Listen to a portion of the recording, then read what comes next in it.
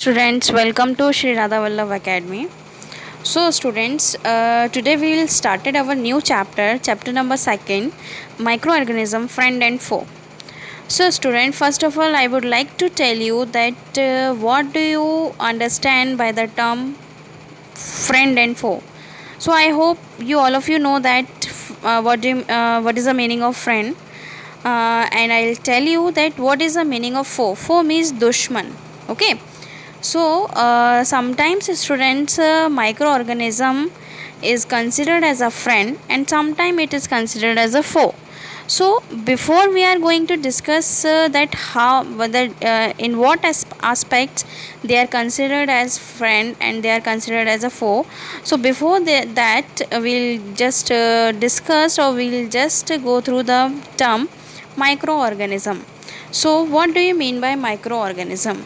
Okay, so micro, as the name is indicated, micro means small and organism means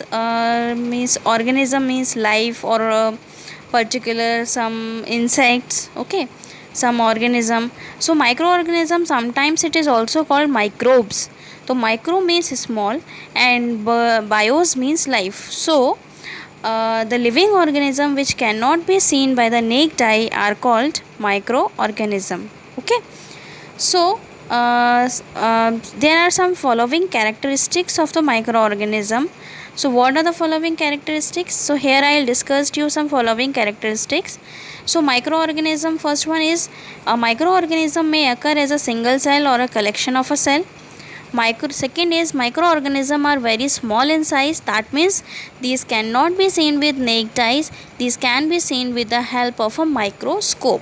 So students, for your information, I would like to tell you that you know that one scientist is there, Antony von Leeuwenhoek of Holland was the first scientist to observe microscopic plants and other organisms with the help of a microscope, isn't it? So he was the first scientist which he used to detect the particular microorganism in the microscope. Okay, so as you all know that they are not to be seen with the naked eye, they are seen with the help of microscope. That's why they are called microorganism. Oh, next one is microorganisms are found everywhere. That means they are found in air, water, soil, okay, marshy land. Also inside the bodies of organism are found in everywhere. That is, they are present in air, in water, in soil, and as well as in the bodies of the organism. Okay. Next one is microorganisms are capable of existing in extreme condition. That means they are tolerable in every temperature. That means condition they are existing in extreme condition of temperature and dryness, of forming a hard outer covering called cyst. This is the main characteristics features of the virus. Okay. So when the condition become favorable, they come out of their shell and multiply and go through their life cycle. Next characteristics of the microorganism are helpful to us. Some microorganisms are helpful to us, whereas many of them are harmful because they causes many diseases. Okay. Next one is microorganisms are generally classified into four major groups. First one is, as you all know that microorganisms are classified into four major groups, and these groups are bacteria, fungi, protozoa and some algae. Okay, bacteria, it is also known as bacterium. Fungi, it is also known as fungus. Algae, it is also known as alga. Okay, and protozoa, it is also known as protozoan. Okay, so bacteria, here are some example I'll tell you. Bacilli, spirula, cocci, these are the bacterias. Okay, fungi means bread mold, penicillium, aspergillus, these are the example of the fungi. Algae, chlamydomonas, nostoc, oscillatoria. Okay, I'll tell you, here are some examples. Okay. Next, protozoan is amoeba. You can see the picture of amoeba. Paramecium, euglena, these are the example of the microorganism. Okay, so next one I would like to tell you that how means where do microorganisms live. Okay, but before that, do you know that bacteria reproduced every 9.5 minutes? That means E. coli reproduced every 20 minutes. Okay, isn't it? And next characteristics, next microorganism is, you can see over here, virus. Okay, nowadays it is very very very danger, and you can easily aware about that coronavirus. Okay, isn't it? So viruses are the some microorganism that have the characteristics of both the living and non-living. That's why the virus is considered as a connecting link between the living and non-living. Okay, the name of virus are derived from the name of the respective host, okay, or from the name of the disease, isn't it? So here are some of the host and which is related to the disease name of the virus. So cell of tobacco can't, and name of the virus is tobacco mosaic virus. Bacteria, name of the virus is bacteriophage, means bacteria is the host or disease caused, and bacteriophage is the name of the virus. Next one is measles. Measles is the host, the name of the virus. Next is foot and mouth disease. Okay, so foot and mouth disease virus. So now I'll tell you the main features of the virus are described below. So first is virus inhabit and reproduced only inside the cell of living organism. Okay, such as plant, animal and human being. Virus obtain their food from the host cell. Next is viruses are smaller than the smallest known cell. Okay, virus cannot be seen by simple microscope. These can however be seen under electron microscope. Next one, virus exhibit a variety of shapes such as rod-like, spherical, polygonal, etc. Okay, and you can easily see the picture of the virus. Okay, it is the picture of the virus. Understood? So next is that where the microorganism live. Okay, habitat of the microorganism.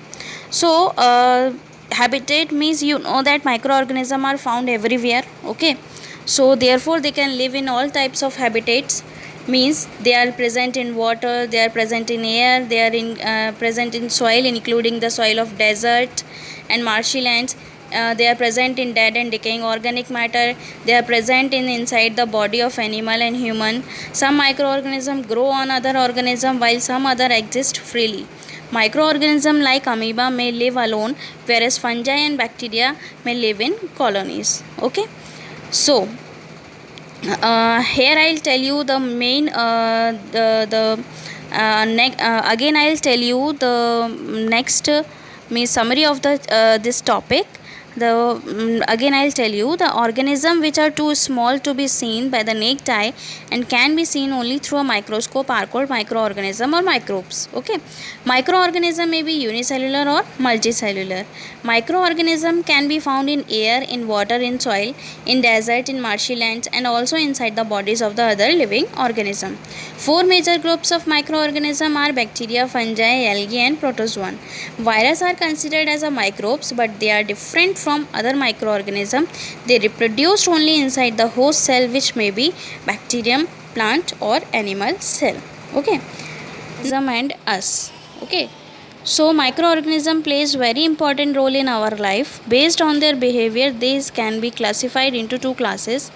That means sometimes they are friendly microorganism and sometimes they are harmful microorganism. Okay, so how they are friendly with us? So the microorganism which are useful for us are called friendly microorganism. Certain areas in which microorganisms are useful for us, that means in the preparation of curd, bread and cake, in the production of alcohol, in the cleansing of the environment by breaking down the organic waste into harmless and usable substance, in the preparation of the certain medicine, in the agriculture for improving the soil fertility. Okay, so here is the uses of the microorganism which are beneficial to us. Okay, so making of curd means bread, curd and bread. So you know the bacterium lactobacillus promote the formation of the curd from milk. Lactobacillus is the bacteria which is responsible to convert the milk into curd. Okay, the bacterium rennin is used in the cheese production. Okay cheese बनाने में आपका एक bacteria है rennin जिसका हम use करते हैं.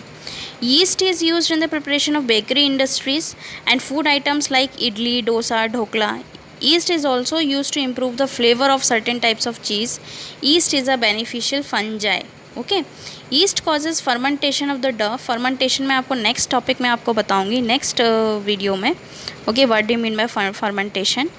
So generally अगर हम बात करें ईस्ट जो है आपने देखा होगा जैसे इडली ढोकले इन सब का जब हम वो बैटर बनाते हैं तो उनको स्पंजी बनाने के लिए उनको हम क्या खमीर जिसको हम बोलते हैं खमीर खमीर उठ जाना ठीक मीन्स उसको सॉफ्ट और डेलिकेट बनाने के लिए. सॉफ्ट किस वजह से होता है actually yeast causes fermentation of the dough and liberated the carbon dioxide during the respiration of the yeast makes the dough to rise. Actually जब yeast का जब respiration करता है that is anaerobic respiration which is used to give the carbon dioxide.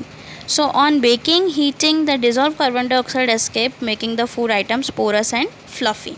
Okay, so this is the mainly use of the particular microorganism, that means making of curd and bread. So in this way they are helpful to us. So I hope you understood well about the microorganism and their particularly uses. Okay, thank you so much.